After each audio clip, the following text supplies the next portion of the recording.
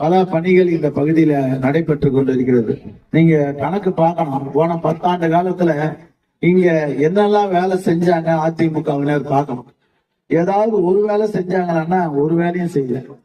அதற்கு பின்னால் கழகத்தினுடைய தலைவர் ஆட்சி வந்ததுக்கு அப்புறம் தான் இந்த பகுதியில் எண்ணற்ற குடிநீர் பிரச்சனை தலை விரித்து ஆடி இருந்தது. குடிநீர் பிரச்சனை இதற்கு உடனடியாக தீர்வு கண்டது திராவிட முன்னேற்ற கழகத்துடைய கழக ஆட்சி என்பதை நாம் மறந்துவிட முடியாது.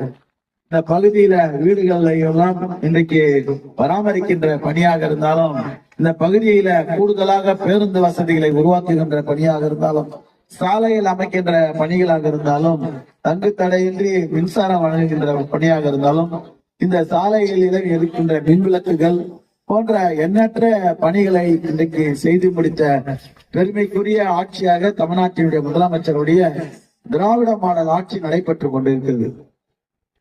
இது இந்த பகுதியில சென்னையிலிருந்து இந்த பகுதியில குடியமர்த்தப்பட்டவர்கள்.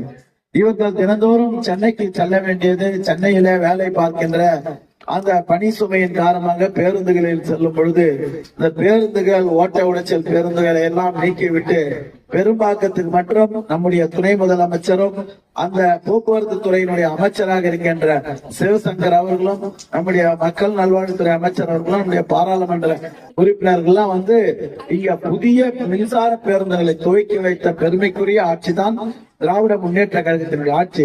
இன்னைக்கு பாருங்க, ஓட்ட உடைச்சல் எல்லா பஸ்ஸையும் எடுக்கிறாங்க.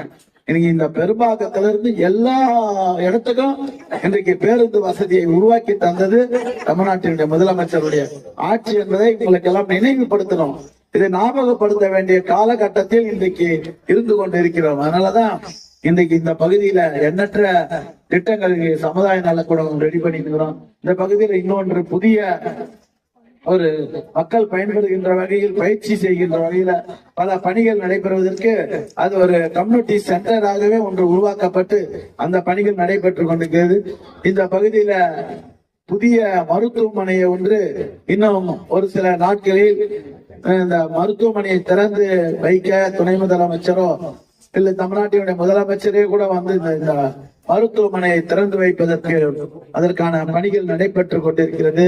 இவ்வளவு சொல்றது காரணம் என்னன்னா, இந்த பகுதி ஒரு பெரிய மக்களால் புறக்கணிக்கப்பட்டு மக்கள் எதிர்பார்ப்பை நிறைவேற்ற முடியாத தோல்வி கண்ட ஆட்சி அதிமுக ஆட்சி.